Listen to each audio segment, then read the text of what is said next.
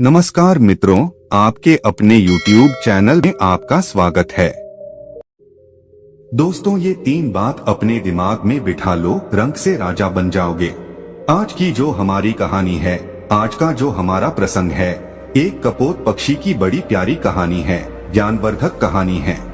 दोस्तों, इस कहानी को पूरा सुने, ये कहानी बड़ी मोटिवेशनल कहानी है। ये कहानी आपको आपके जीवन में ढेर सारी प्रेरणा देगी। इस कहानी को यदि आप गौर से सुनते हैं और इसकी 3 बातों पर यदि आप अमल करते हैं, तो प्रिय दर्शकों, आप इस संसार में किसी भी कोने में रहें, संसार के किसी भी कोने में घूमें, आप कभी भी किसी भी संकट में नहीं पड़ सकते। ये कहानी आपको आपके जीवन में ढेर सारी प्रेरणा देगी। इस कहानी में ऐसी 3 ज्ञानवर्धक बातें हैं, इनको आप जरूर सुने। दोस्तों, शुरू करते हैं आज की प्यारी सी कहानी। एक जंगल में 2 कपोतक पक्षी रहते थे। बारिश का मौसम था, झिलमिल झिलमिल बारिश बरस रही थी। तब दोनों कपोतक पक्षी एक वटवृक्ष के खोखले में जाके बैठ जाते हैं और बारिश मूसलाधार बरसने लगती है। तभी उनके पास एक तीसरा कपोतक पक्षी उड़ता हुआ और भीगता हुआ आता है और उनसे कहता है कि थोड़ी जगह मुझे भी दे दीजिए, मैं बारिश में भीग रहा हूँ। लेकिन उस वटवृक्ष के खोखले में इतनी पर्याप्त जगह नहीं थी कि 3 पक्षी आ सके, क्योंकि दोनों पहले बैठे हुए थे। क्योंकि इतनी ही पर्याप्त जगह थी जिसमें दोनों बैठे हुए थे। अब तीसरा पक्षी उड़ता हुआ भीगता आता है और उनसे जिद करने लगता है और उनसे कहता है कि आप मुझे थोड़ी जगह दे दीजिए, मेरी सहायता कीजिए। जब दोनों पक्षी ही जो पहले से बैठे हुए थे वो इनकार कर देते हैं, वो कहते हैं कि यहाँ पे इतनी पर्याप्त जगह नहीं है जो हम आपको बिठा सकें। तब वह भीगता हुआ पक्षी कहता है कि तुम मूर्ख तो नहीं हो जो मुझे जगह नहीं दे रहे हो। तब वो दोनों पक्षी कहते हैं कि भाई, हमारे पास इतनी पर्याप्त जगह नहीं है, हम दोनों ही बड़ी मुश्किल से इसके अंदर बैठे हैं। लेकिन फिर से वो कहता है कि तुम दोनों ही मूर्खों हो। वो दोनों पक्षी फिर से कहते कि भाई, यदि हमारे पास जगह होती तो हम आपको जरूर बिठाते, लेकिन आप खुद देख लीजिए, हमारे पास इतनी पर्याप्त जगह नहीं है कि हम आपको बिठा सकें। अंततः वो भीगता हुआ कपोत पक्षी उन पक्षियों के ऊपर जाके बैठ जाता है। तब दोनों पक्षी ही उसको धक्का मार के और फिर से नीचे गिरा देते हैं। वह फिर से नीचे से उड़ता है और फिर कहता है कि तुम दोनों बिल्कुल मूर्ख हो, और फिर से उनके ऊपर जाके बैठ जाता है और फिर से वो पक्षी उसको धक्का मार के नीचे गिरा देते हैं। इसी तरह काफी देर चलता रहता है और वो उड़ता हुआ पक्षी उनसे बार बार कहता है कि तुम दोनों मूर्ख हो, तुम दोनों सबसे बड़े मूर्ख हो। हर बार वो इसी बात को कहता। जब वो थक जाते हैं तो भीगता हुआ पक्षी वहां से उड़ के चला जाता है और वो दोनों पक्षी उसी वट वृक्ष के खोखले में बैठे रहते हैं। तब उस कपोतक पक्षी की पत्नी अपने पति से कहती है कि पिया जी, अभी जो पक्षी आया था कि ये बार बार हम दोनों से मूर्ख कह रहा था। ये कह रहा था कि तुम दोनों मूर्ख हो, कि तुम मूर्ख तो नहीं हो। वो बार बार इसी बात को कह रहा था। तो ये मूर्ख होता कौन है? मूर्ख होता कैसा है? मूर्ख दिखता कैसा है? आप मुझे इस बात को बताइए। तो दोस्तों, तभी कपोतक पक्षी अपनी पत्नी को एक कहानी सुनाता है और वो कहता है कि प्रिय, इस कहानी को यदि आप ध्यान से सुनोगी तो आपको ये पता चलेगा कि मूर्ख कौन होता है। तब वो अपनी पत्नी को कहानी सुनाता है और उसकी पत्नी बड़ी गौर से और बड़े ध्यान से सुनती है।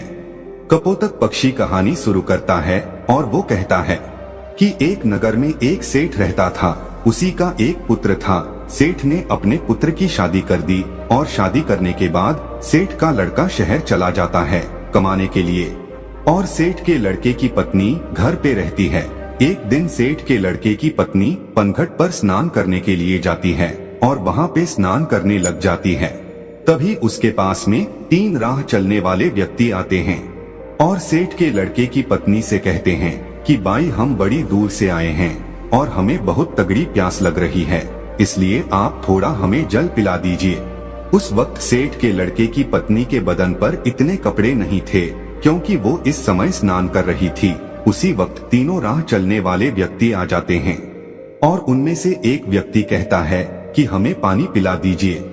इस बात को कपोतक अपनी पत्नी से कह रहा है और कपोतक की पत्नी बड़ी गौर से और बड़े ध्यान से सुन रही है।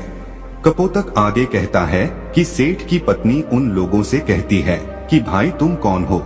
तब उनमें से एक राह चलने वाला व्यक्ति कहता है कि हम यात्री हैं और हमें बहुत प्यास लग रही है, हमें थोड़ा पानी पिला दीजिए। उस व्यक्ति की इतनी बात सुनने के बाद वो सेठ के लड़के की पत्नी कहती है कि यात्री तो सिर्फ 2 होते हैं, तुम कौन से यात्री हो। अब वो व्यक्ति बड़ी सोच में पड़ जाता है। वह सोचने लगता है कि हमें खुद को ही पता नहीं है कि हम कौन से यात्री हैं। वो यात्री उस सेठ के लड़के की पत्नी को कोई जवाब नहीं दे पाता है। तभी दूसरा व्यक्ति बोलता है और वो कहता है कि मुझे बहुत तगड़ी प्यास लग रही है और प्यास के मारे मेरे हलक सूखे जा रहे हैं, इसलिए आप मुझे पानी पिला दीजिए। वह सेठ के लड़के की पत्नी कहती है कि भाई तुम कौन हो। तब वो व्यक्ति जवाब देता है और वो कहता है कि मैं अनपढ़ गवार हूँ, आप मुझे पानी पिला दीजिए। तब उस सेठ के लड़के की पत्नी कहती है कि अनपढ़ गवार तो सिर्फ 2 होते हैं, तुम कौन से अनपढ़ गवार हो ये बताओ, तब मैं तुम्हें पानी पिलाऊंगी। लेकिन वो भी कोई जवाब नहीं दे पाता है। वो भी सोचने लगता है कि मुझे खुद को ये पता नहीं है कि मैं कौन सा अनपढ़ गवार हूँ। वो कोई जवाब नहीं दे पाता है। फिर तीसरा व्यक्ति कहता है कि बहन जी मुझे पानी पिला दीजिए, प्यास के मारे मेरे प्राण निकले जा रहे हैं, यदि कुछ देर मुझे और पानी नहीं मिला तो मेरे प्राण ही निकल जाएंगे, इसलिए आप मुझे पानी पिला दीजिए। तब सेठ के लड़के की पत्नी उस व्यक्ति से कहती है कि भाई तुम कौन हो, तुम बताओ, यदि तुमने बता दिया तो मैं तुम्हें जरूर पानी पिला दूंगी।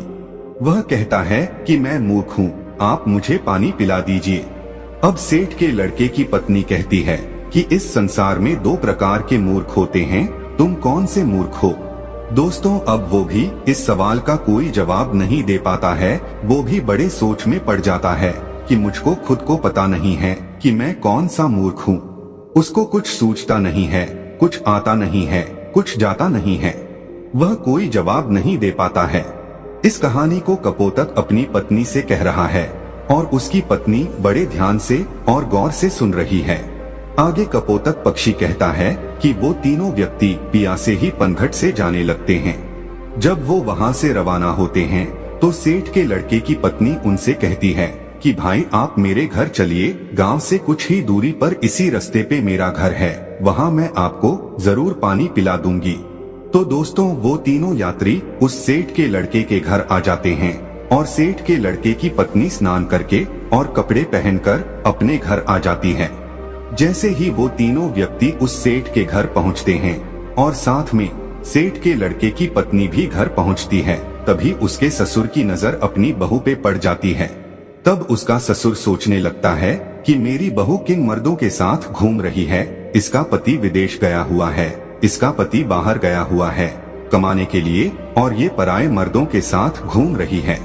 इसी बात को वो सोचने लगता है। उधर सेठ के लड़के की पत्नी उन राहगीरों को अपने घर ले जाकर उनको पानी पिलाती है और तीनों को पानी पिलाकर भेज देती है और उनसे कहती है कि भाई मैंने पनघट में पानी इसीलिए नहीं पिलाया क्योंकि मैं स्नान कर रही थी और मेरे बदन पर इतने पर्याप्त कपड़े नहीं थे जो मैं तुम लोगों के समक्ष खड़ी हो सकूं।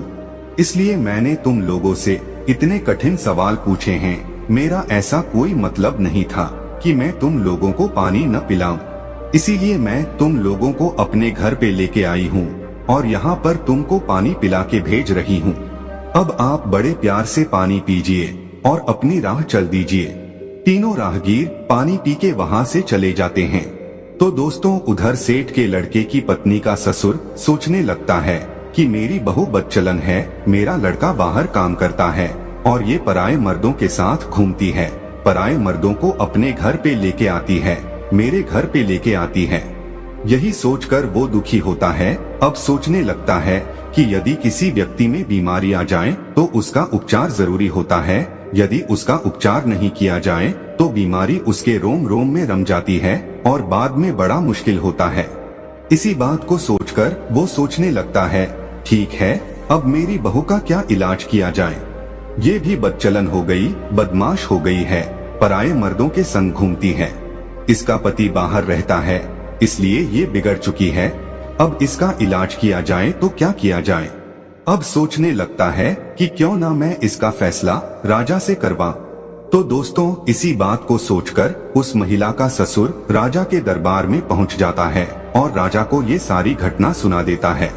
तभी राजा अपने सैनिकों को आदेश देता है कि जाओ, सेठ के लड़के की बहू को तुरंत दरबार में हाजिर किया जाए। दोस्तों इस बात को कपोतक पक्षी अपनी पत्नी से कह रहा है और उनकी पत्नी बड़े ध्यान से और बड़ी गौर से सुन रही है। तभी राजा के सैनिक सेठ के लड़के की पत्नी के पास जाते हैं और उनसे कहते हैं कि तुम्हें महाराज ने दरबार में हाजिर होने का हुक्म दिया है और तुम दरबार में चलो। तभी सेठ के लड़के की पत्नी कहती है कि भाई, आप सबसे पहले अपने राजा से ये पूछकर आइए कि उन्होंने मुझे किस रूप में बुलाया है, बेटी के रूप में बुलाया है या बहू के रूप में बुलाया है या माँ के रूप में बुलाया है, किस रूप में उसने मुझे दरबार में बुलाया है। तभी सैनिक वापस राजा के पास में जाते हैं और राजा से कहते हैं कि महाराज, सेठ के लड़के की पत्नी ने ये कहकर वापस भेजा है कि आपने उसे किस रूप में बुलाया है, बेटी के रूप में बुलाया है या बहू के रूप में बुलाया है या फिर माँ के रूप में बुलाया है।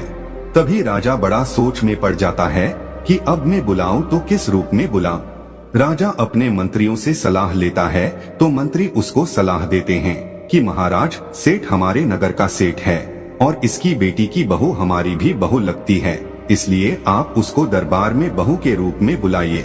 तभी राजा अपने सैनिकों को आदेश देता है और कहता है कि पालकी लेकर जाओ और बहू के रूप में उसको लेके आओ। तभी राजा के सैनिक फिर से पालकी लेकर सेठ के लड़के के घर पहुंचते हैं और सेठ के लड़के की पत्नी से कहते हैं कि महाराज ने तुम्हें बहू के रूप में बुलाया है। तो दोस्तों इस बात को कपोतक पक्षी अपनी पत्नी से कह रहा है और उसकी पत्नी बड़ी गौर से सुन रही है। सैनिकों की इतनी बात सुनने के बाद सेठ के लड़के की पत्नी तुरंत पालकी में बैठ जाती है और सैनिक पालकी उठाकर राजा के दरबार में ले जाते हैं। सेठ के लड़के की पत्नी राजा के दरबार में हाजिर हो जाती है। तब राजा उससे सवाल करता है, क्या तुम चरित्रहीन हो? तुम्हारा पति विदेश कमाता है और तुम पराये मर्दों के संग घूमती हो। ऐसा हमारे राज्य में नहीं हो सकता। यदि आप ऐसा काम करोगी तो हमारे राज्य को छोड़कर जाना पड़ेगा या फिर तुम्हें सजा दी जाएगी। राजा इतनी बात कहता है तब सेठ के लड़के की पत्नी राजा को जवाब देती और कहती है कि महाराज, मैं एक पतिव्रता स्त्री हूँ, मुझ पर कलंक लगाने से पहले आप थोड़ा सोच लीजिए। क्या किसी प्यासे को पानी पिलाना, किसी भूखे को भोजन खिलाना कोई अपराध है? यदि आपके राज्य में ऐसा संविधान है कि किसी भूखे को भोजन खिलाना या प्यासे को पानी पिलाना अपराध है, तो हाँ, मैंने अपराध किया है और ये अपराध मैं बार बार करूंगी। इतनी बात सुनने के बाद राजा बड़ा चिंतित होता है और राजा कहता है, क्या मुझे पूरी बात विस्तार से बताइए कि बात क्या है। तब वो महिला सेठ के लड़के की पत्नी राजा को पूरी सच्चाई कहती है कि महाराज, मैं पनघट पर स्नान कर रही थी, तभी 3 राह चलने वाले व्यक्ति आते हैं और वो कहते कि हमें प्यास लग रही है, हमें पानी पिला दीजिए। उस वक्त मेरे बदन पे इतने पर्याप्त कपड़े नहीं थे कि उनके समक्ष में खड़ी होकर उनको पानी पिला दूं, इसीलिए मैंने बैठे बैठे उन लोगों से इतने कठिन सवाल पूछे कि वो जवाब नहीं दे सके। उसके बाद उनको मैंने अपने घर भेजा। उसके बाद मैं कपड़े पहनकर अपने घर आई। घर आने के बाद उन लोगों को मैंने पानी पिलाकर वहां से भेज दिया। अब इसमें मैंने गलत क्या किया है? उस महिला की इतनी बात सुनने के बाद राजा कहता है कि तुमने ऐसे कौन से कठिन 3 सवाल पूछे, वो सवाल हमें भी बताइए। जब सेठ के लड़के की पत्नी वो 3 सवाल राजा के समक्ष रखती है तो राजा भी बड़ा सोच में पड़ जाता है। राजा के अंतरी मंत्री भी सोच में पड़ जाते हैं। उनसे भी इन तीनों सवालों के कोई जवाब नहीं लगते हैं। अंत में राजा परेशान हो जाता है और 3 सवालों के उत्तर जानने का बड़ा इच्छुक होता है। तभी राजा सेठ के लड़के की पत्नी से कहता है कि बहुरानी, हमको इन प्रश्नों के उत्तर नहीं आते हैं। हमारे किसी भी विद्वान पंडित के पास इन प्रश्नों के उत्तर नहीं है। हमारे किसी भी मंत्री के पास इन प्रश्नों के उत्तर नहीं है। तो फिर आप ही हमें इन प्रश्नों के उत्तर बता दीजिए। तब वो महिला सेठ के लड़के की पत्नी हाथ जोड़कर के राजा से कहती है कि महाराज, ये तीनों प्रश्न बड़े अनमोल हैं और इनके उत्तर उनसे भी ज्यादा अनमोल है। इसलिए आपसे विनती है, इन तीनों प्रश्नों के उत्तर मैं आपको बता दूंगी, लेकिन बदले में मुझे क्या मिलेगा? वो महिला कहती है कि महाराज यदि सौदा हो तो बराबर का हो। वो महिला सेठ के लड़के की पत्नी बड़ी चतुराई से अपने दिमाग का इस्तेमाल करती है। तभी राजा बड़ी सोच में पड़ जाता है और अंततः राजा परेशान हो जाता है। सोचने लगता है कि तीनों प्रश्न बड़े अनमोल है और इन तीनों प्रश्नों का उत्तर भी बड़ा अनमोल है। इनको जानना बहुत जरूरी है। यही सोचकर राजा कहता है, दोस्तों कहते हैं ना कि जो राजा मूर्ख हो उसको कोई भी लूट सकता है, और आधा राज्य पे आप शासन करोगी और आधे पे हम करेंगे। ठीक है, आप आपके तीनों अनमोल प्रश्नों के उत्तर हमें बता दीजिए। दोस्तों, सेठ के लड़के की पत्नी वो पूरी लिखावट करवाती है, आधा राज्य अपने कब्जे में लेती है और फिर उन तीनों प्रश्नों के उत्तर बताती है। और वो कहती है कि महाराज अब गौर से सुनो तीनों प्रश्नों के उत्तर। पहला प्रश्न, यात्री संसार में दो ही हैं। अब दो यात्री कौन कौन से हैं? कि महाराज पहला सूर्य और दूसरा चंद्रमा, जो रात दिन चलते रहते हैं और संसार में भ्रमण करते रहते हैं और संसार को रोशन करते रहते हैं। यही तो यात्री है, सूर्य और चंद्रमा। दूसरा सवाल कि महाराज अनपढ़ और गवार दो चीज है, वह है अन्न और पानी, जो हर किसी के साथ में रहते हैं, विद्वान लोगों के साथ भी रहते हैं और मूर्ख से मूर्ख लोगों के साथ भी रहते हैं। उनका लालन पालन करते रहते हैं। यही सबसे अनपढ़ और गवार है, जो अज्ञानी को भी वही स्वाद देते हैं और विद्वान को भी वही स्वाद देते हैं। तीसरा सवाल, मूर्ख भी दो प्रकार के होते हैं। पहला मूर्ख है जो मेरा ससुर है, जो अपने घर की बात को एक दूसरे से आके कहता है, वही सबसे बड़ा मूर्ख होता है। यदि मेरे ससुर ने इस बात को मुझसे आकर पूछा होता तो वहीं पर इनको मैं पूरी सच्चाई बता देती। मेरे घर की इज्जत नीलाम नहीं होती, मेरी इज्जत इस तरह भरे दरबार में उछाली नहीं जाती, मेरे घर की बदनामी नहीं होती। इसलिए सबसे पहले बड़े मूर्ख मेरे ससुर हैं। तब राजा कहता कि दूसरा कौन है? तब महिला कहती है कि महाराज दूसरे सबसे बड़े मूर्ख आप हैं।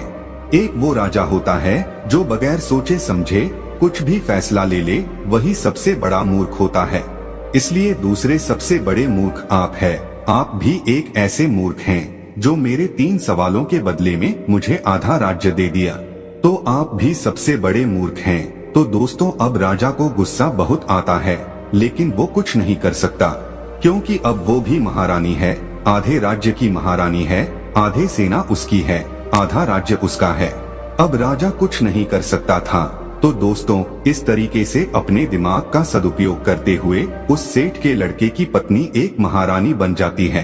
तब कपोतक पक्षी अपनी पत्नी से कहता है कि प्रिय, सबसे बड़ा मूर्ख वही होता है जो अपने घर की बात को बाहर निकाल दे, अपनी घर की बात को अन्य लोगों से कहे, अपनी घर की बात को एक दूसरे से कहता रहे, अपनी घर की बात को अपने घर में ना रखे, वही सबसे बड़ा मूर्ख होता है।